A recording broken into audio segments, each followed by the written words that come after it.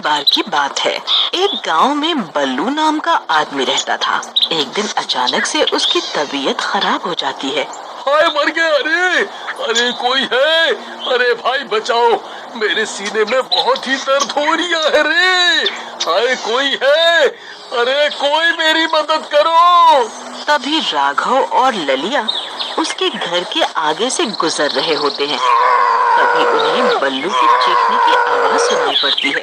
अरे भाई ललिया, लगता है बल्लू किसी परेशानी में है। चलो हमें उसकी मदद करनी होगी। फिर वो दोनों भागते हुए उसके घर जाते हैं। वहाँ बल्लू अपने बिस्तर पर लेटा हुआ होता है। अरे बल्लू भाई, क्या हुआ? काहे इतना चिल्ला रहे हो भाई? अरे मर गया रे भाई, मेरे सीने में बहुत ही दर्द हो रहा है। मुझे जल्दी से अस्पताल ले चलो, नहीं तो मुझे दिल का दौरा पड़ सकता है भाई। अरे बेवकूफ, इतना शोर मत मचा। तुझे कोई दिल का दौरा नहीं पड़ने वाला। अभी तो तू सिर्फ जवान है भाई। तूने कुछ उल्टा सीधा खा लिया होगा, थोड़ी सी गैस बन गई होगी सीने में। कुछ नहीं होगा, थोड़ा सब्र कर, सब ठीक हो जाएगा। चल राघव, कुछ नहीं हुआ, हम चलते हैं। फिर इतना बोलकर वो दोनों वहाँ से चल देते हैं। उन्हें जाता हुआ देख बल्लू जोर जोर से चिल्लाने लगता है। हाय हाय मर गया रे। हाय मुझसे सांस नहीं ली जा रही। अरे कोई मुझे बचाओ रे, अब मैं नहीं बचने वाला। हाय मुझे दिल का दौरा पड़ गया रे, कोई मुझे बचाओ। भाई ये ऐसे नहीं मानेगा, हमें इसे अस्पताल लेकर जाना ही होगा। फिर वो दोनों बल्लू को उठाकर उसे बैलगाड़ी की तरफ ले जाने लगते हैं। बल्लू भाई अब शांत हो जाओ और घबराओ नहीं, हम तुम्हें अस्पताल लेकर जा रहे हैं। अरे नास मिटो, तुम तो मुझे अकेला छोड़कर जा रहे थे। अगर मुझे कुछ हो जाता तो? फिर वो तीनों कुछ देर के बाद गांव के अस्पताल में पहुंच जाते हैं। अरे कमबख्तों, ये किस अस्पताल में ले आए मुझे? इस अस्पताल में जो भी भर्ती हुआ है वो आज तक जिंदा वापस लौट कर नहीं गया है। मैं यहाँ भर्ती नहीं होने वाला। अरे बल्लू भाई, अब ज्यादा दिमाग खराब मत करो। भर्ती होना है तो यहीं हो जाओ, यहाँ दूर दूर तक और कोई अस्पताल नहीं है भाई। फिर वो दोनों बल्लू को उठाकर अस्पताल के अंदर ले जाते हैं। वहाँ उन्हें एक नर्स मिलती है। नर्स मैडम, ये हमारा दोस्त है, इसे सीने में दर्द की शिकायत है। आप कृपया इसे यहाँ भर्ती कर लीजिए। हाँ हाँ, क्यों नहीं, यही तो हमारा काम है। फिर बल्लू उस अस्पताल में भर्ती हो जाता है। उस अस्पताल में उसके अलावा कोई भी मरीज नहीं होता। फिर नर्स बल्लू को कुछ दवाइयाँ खाने को देती है। लो बल्लू जी, ये दवा ले लो, इससे आपको आराम मिल जाएगा। सुबह डॉक्टर साहब आएंगे तो उन्हें अपनी तकलीफ के बारे में बता देना। इतना बोलकर वो नर्स वहाँ से चली जाती है। अच्छा भाई बल्लू, अब हम चलते हैं, तुम आराम करो। अरे नर्स मिटो, ये मुझे कहाँ भर्ती करवा दिया? यहाँ मेरे अलावा और कोई मरीज ही नहीं है। मैं यहाँ अकेला नहीं रहने वाला। चुपचाप तुम भी यहीं लेट जाओ, सुबह होने पर तीनों एक साथ घर वापस चलेंगे। फिर रात होने पर अस्पताल में अजीब अजीब सी आवाजें आने लगती हैं। डर के मारे बल्लू की नींद खुल जाती है। वो बहुत डर जाता है। उसके बेड के नीचे एक चुड़ैल बैठी हुई होती है। ललिया और राघव गहरी नींद में सो रहे होते हैं और वो चुड़ैल बल्लू के बिस्तर के नीचे बैठकर उड़ा रही होती है।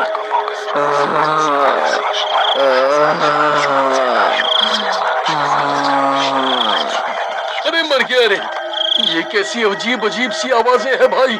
मुझे तो पहले से ही इस अस्पताल पर शक था, अब क्या करूं? अरे नास बेटो, उठो, जल्दी उठो, घोड़े बेचकर सो रहे हो क्या? अरे कमबख्तों, जल्दी उठो। फिर बल्लू के चिल्लाने पर ललिया और राघव उठ जाते हैं। अरे बल्लू भाई, अब तो नर्स मैडम ने तुम्हें दवाई भी दे दी, अब क्यों शोर मचा रहे हो भाई? चुपचाप सो क्यों नहीं जाते? अरे भाई, मुझे डरावनी डरावनी आवाजें सुनाई दे रही हैं, मैं क्या करूं? तभी वो चुड़ैल गुर्राने लगती है।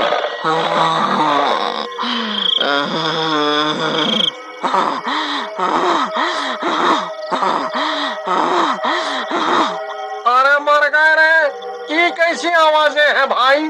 ये तो कोई चुड़ैल की आवाज लगती है भाई। जी नर्स मैडम, आप कहाँ हैं? Nurse madam. ललिया भाई, कुछ करो, मुझे तो बहुत डर लग रहा है। फिर राघव की नजर बल्लू के बिस्तर के नीचे पड़ती है और उसके होश उड़ जाते हैं। डर के मारे वो कांपने लगता है। राघव भाई, अब तुम्हें क्या हो गया? तुम्हें भी दिल का दौरा पड़ गया क्या? अरे भाई, जल्दी से बल्लू के बिस्तर के नीचे देखो भाई। फिर ललिया झांक कर बल्लू के बिस्तर के नीचे देखता है। अरे मर गए रे, ये तो चुड़ैल है। अरे भागो रे! अरे भागो रे भागो, अपनी जान बचाकर भागो। फिर वो दोनों भागकर एक कोने में खड़े हो जाते हैं। अरे नास मिटो, ऐसा क्या देख लिया मेरे बिस्तर के नीचे? अरे बल्लू भाई, तुम्हारे बिस्तर के नीचे तो एक चुड़ैल बैठी हुई है। अरे मर गया रे। आई मम्मी, बचाओ, मैं कहाँ जाऊं? अरे भाई, मुझे बचाओ। बल्लू भाई, बिस्तर से नीचे मत उतरना, वरना ये चुड़ैल तुम्हारी टांग पकड़ लेगी।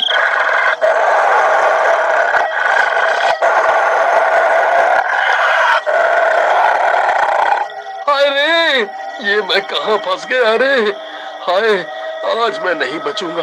हाय, अरे नर्स जी, आप कहाँ हैं? जल्दी आइए नर्स जी, ओ नर्स जी। तभी वो चुड़ैल बिस्तर के नीचे से निकल जाती है। वो नर्स ही चुड़ैल होती है। क्या हुआ बल्लू जी, आपने मुझे बुलाया? अरे मर गए रे बल्लू भाई, ये नर्स मैडम तो चुड़ैल निकली। नर्स जी, कुछ नहीं हुआ। मैंने आपको कब बुलाया? मैं तो ठीक हूँ। भला मेरी इतनी हिम्मत कहाँ जो मैं आपको इतनी रात गए परेशान करूँ। मुझे तो लगा आपने मुझे पुकारा है। नहीं नर्स जी, आपने जो मुझे दवाई दी थी उससे मैं बिल्कुल ठीक हो गया हूँ। अब आपको मेरे लिए परेशान होने की कोई जरूरत नहीं है। अब आप भी आराम कर लीजिए। ठीक है बल्लू जी, मैं यहीं बाहर ही हूँ। आपको कोई भी तकलीफ हो तो आप मुझे बुला लेना।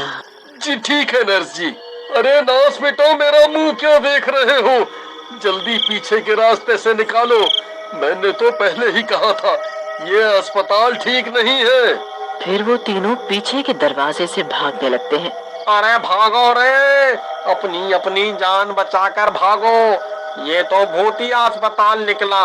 अरे भागो रे, अपनी अपनी जान बचाकर भागो। अरे भागो रे भागो, अपनी जान बचाकर भागो। फिर वो तीनों उस अस्पताल से अपनी जान बचाकर भाग जाते हैं। तभी उस चुड़ैल को उनकी आवाजें आ जाती है और वो भी उनका पीछा करने लगती है। तभी बाहर दिन निकल आता है और वो चुड़ैल सूरज की रोशनी की वजह से अस्पताल से बाहर नहीं निकल पाती। अरे बच गए रे, बच गए। आज तो बाल बाल बचे भाई। मैं तुम्हें नहीं छोड़ूंगी। एक बार रात तो होने दो, फिर तुम्हें मजा चखाऊंगी। मेरे अस्पताल से कोई भी मरीज आज तक जिंदा नहीं लौटा है। तुम भी नहीं बचोगे। तुम भी नहीं बचोगे। अरे ललिया भाई, ये चुड़ैल हमें नहीं छोड़ेगी भाई। डरो मत भाई, ये सूरज की रोशनी में अस्पताल से बाहर नहीं आ सकती। चलो, हमें अभी यहाँ से निकलना होगा। फिर वो तीनों किसी तरह वापस अपने गांव आ जाते हैं और फिर कभी भी उस अस्पताल की तरफ पलट के नहीं जाते। क्यों भाई बल्लू, कोई तकलीफ हो तो तुम्हें उस अस्पताल में भर्ती करवा दे भाई। अरे कमबख्त, ज्यादा मजाक मत कर।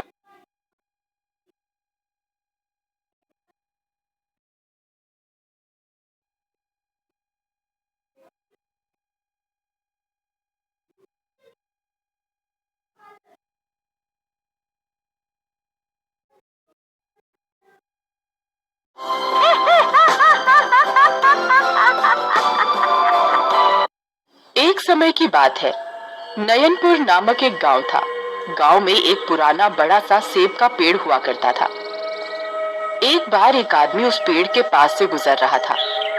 पेड़ पर लगे सेब को देखकर उसने सोचा, अरे वाह, ये सब तो बहुत ही ताजे और मीठे लग रहे हैं। मैं यदि कुछ सेब तोड़कर घर ले जाऊं तो सब कितने खुश हो जाएंगे। और वह पेड़ को हिलाकर सेब गिराने लगा। अरे ये तो बहुत ही रसीला लग रहा है। क्यों ना मैं एक सेब अभी यहीं पर खा लूं। वह उस लाल ताजे सेब को खाने लगता है।